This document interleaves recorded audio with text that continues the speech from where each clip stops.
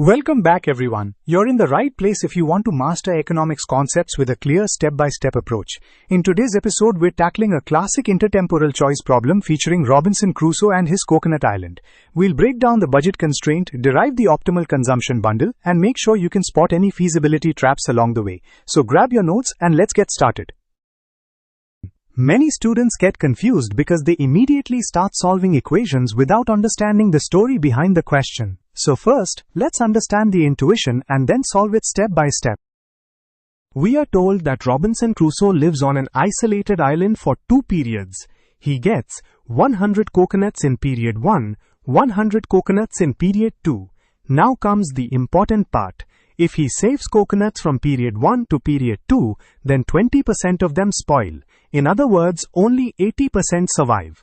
His utility function is U of C1 C2 equals minimum of 5 C1 6 C2. We need to find the utility maximizing consumption bundle. Let's imagine Crusoe harvests 100 coconuts today. If he eats some today, that's period 1 consumption. If he saves some for tomorrow, 20% spoil. For example, if he saves 100 coconuts, only 80 coconuts remain tomorrow. This spoilage rate is exactly like a negative interest rate. Instead of money growing, coconuts are shrinking. This is the first important idea. Suppose Crusoe consumes C1 coconuts in period 1. Then he saves 100 minus C1 coconuts. Because 20% spoil, only 80% survive. Therefore, coconuts available from savings in period 2 are 0.8 times 100 minus C1. Remember, Crusoe also harvests another 100 coconuts in period 2. Therefore, C sub 2 equals 100 plus 0.8 times 100 minus C sub 1. Simplifying this, we get C sub 2 equals 180 minus 0.8 times C sub 1. This is our budget line. Always derive the budget equation before looking at the utility function. Once we have our budget line, the next move is to use the utility function to find the optimal consumption bundle. Look carefully at the utility function. U of C1, C2 equals the minimum of 5 C1, 6 C2. The word minimum is the key here. This is a perfect complements utility function. Think of a bicycle which needs both wheels. If one wheel is missing, having extra wheels on the other side doesn't help at all. Similarly, utility depends on the smaller of 5 C1 and 6 C2. Therefore, Crusoe wants these two expressions to be equal. So at the optimum, 5 C1 equals 6 C2. From the utility maximization condition, we have 5 C1 equals 6 C2. Therefore, we can solve for C2 to get C2 equals 5 over 6 C1. Next, we substitute this into the budget equation, resulting in 5 over 6 C1 equals 180 minus 0.8 C1. Moving all the terms with C1 together gives us 5 over 6 C1 plus 0.8 C1 equals 180.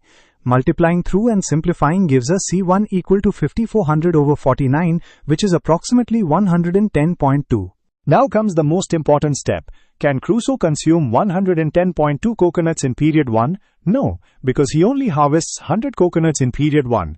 Therefore, C1 equals 110.2 is impossible. This point is outside the feasible set. Many students stop after solving the equations and mark the wrong answer. Always check feasibility. Moving on to step 6, move to the boundary. Since Crusoe cannot consume more than 100 coconuts in period 1, the maximum feasible value is C1 equals 100. So, when we substitute the feasible value of C1 equals 100 back into the budget equation, we get C2 equals 180 minus 0.8 times 100. This calculation simplifies to C2 equals 100, meaning the consumption bundle at the boundary is C1 C2 equals 100, 100.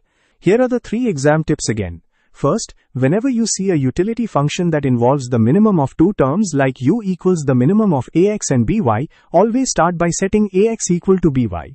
Second, after finding the equality point, always verify whether Crusoe can actually consume that amount in period 1 based on his harvest, as it might fall outside the feasible set. And third, for any intertemporal choice questions involving spoilage or depreciation, the very first step should be to carefully derive the budget constraint. Thanks for watching everyone. If you found this explanation helpful, don't forget to like the video, subscribe to the Math Econ and share it with your friends preparing for economics entrance exams. Thank you for watching and I'll see you in the next video.